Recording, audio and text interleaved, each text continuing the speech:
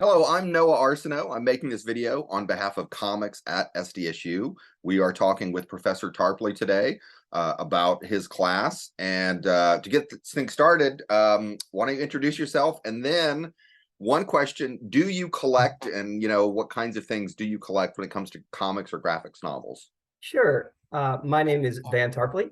I teach classes here at the history department at SDSU. Um, I don't collect a lot because I am honestly very cheap, but I do love quarter bins. I love going to comic book stores and hunting and seeing what there is. So the collection I have, honestly, I really love Bronze Age Marvel. I love comics featuring Black protagonists. And I've currently started buying more manga because it's a real, it was a hole in my knowledge, and there's a lot of great stuff there. So, All right, sounds good. I'm intrigued about that, but that's not what we're here to talk about. You want to tell us about a class that you have developed, and what is the class, and then the elevator pitch. Why should people care about it, and why should maybe a student who's interested maybe take the class? sure. So the class is History 457, Graphic History. You should absolutely take the class. The basic idea is that comic books are a great medium for exploring history, both as primary sources, which are the kind of the bones and meat of history, what you look at to understand the past, and as really strong arguments about history, making discussions of history. And so in this class, we will read a range of both fictional comics and straightforward historical monographs in comics form, historical memoir through comics, which is now a very big publishing genre, and look at how historians and how students can use these things to understand our past better. A great range of books from a variety of creators, a variety of times and places. It's going to be a lot of fun. Sounds interesting, and I want to learn more, but why don't you tell us about maybe just a couple? I assume you'll read a lot, the students will read a lot of comics and graphic That's right. novels, but why don't you There tell is us reading. about, yeah, why don't you tell us about a few ones that you think are particularly noteworthy or ones that you think are interesting? Sure. Well, there is a new trend in history writing of actually writing history in comics form, academic history. And so a great example of that is Van and Clark's The Great Hanoi Rat Hunt, which takes a really interesting moment in the history of Vietnam when it is colonized by the French. It's 1902. The French are in Vietnam, have been there for about 20 some years, and they're holding a grand exposition to show all that they think they have accomplished as colonial masters in Vietnam. Part of this new imperialism, this era, was European and American powers saying, we're bringing civilization and advancement. And so they built European style buildings, a grand sewer system under the European part of Hanoi in this case. But as the exposition is growing close, it turns out that these new sealed Parisian style sewers are a tremendously good breeding ground for rats. And there's a fear of a plague outbreak that's going to mar their kind of big party, essentially, to celebrate their colonial enterprise. And so to fight the plague and rat problem, they end up hiring local Vietnamese people to hunt rats and in this short period of time. But because there's money to be made, the Vietnamese end up breeding rats and then cutting off the tails because you get paid per tail and selling those to the French. They bring country rats in to the city of Hanoi to have more rats to sell. And the idea here is that it shows both the limits of these grand imperial projects, unintended consequences such as your sewer system actually making public health worse, and the agency, the ability of people wherever they are, whatever their location, to make choices, to impact their own lives, to impact their communities. And so it's a really rich history that also in the volume includes primary sources, letters and official documents, historical essays. So a great example of how you might use comics. And the first 100 pages are in comic form, which lets you really be immersed in the architecture and the clothing, and allows the authors to put side by side, here's a brand new French building, and here's some Vietnamese people lamenting what was lost, what was knocked down to put that building up. So that's one really great piece. I like that idea of the Europeans wanting to bring in quote unquote civilization because we know Right. best, and surely Yeah. whatever works for us will work. for you. Exactly right. And basically having much less control than they think they did, much less understanding than they thought they did. Okay, And it's explored very well in comic form, beautiful art. Another piece, which some of you watching may have read, is Watchmen.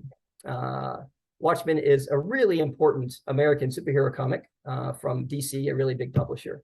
And it's a really interesting work. One of the works that kind of ushers in what's called the modern age of comics, where there's more adult, dark themes being explored, especially in mainstream American comics.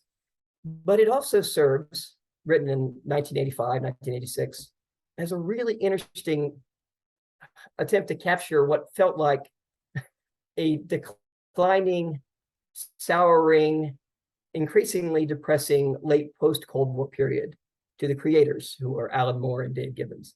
And so they're using a world where superheroes are real. There were mass vigilantes in the 40s, 30s and 40s. They kind of have a big bloom and kind of they go out of fashion.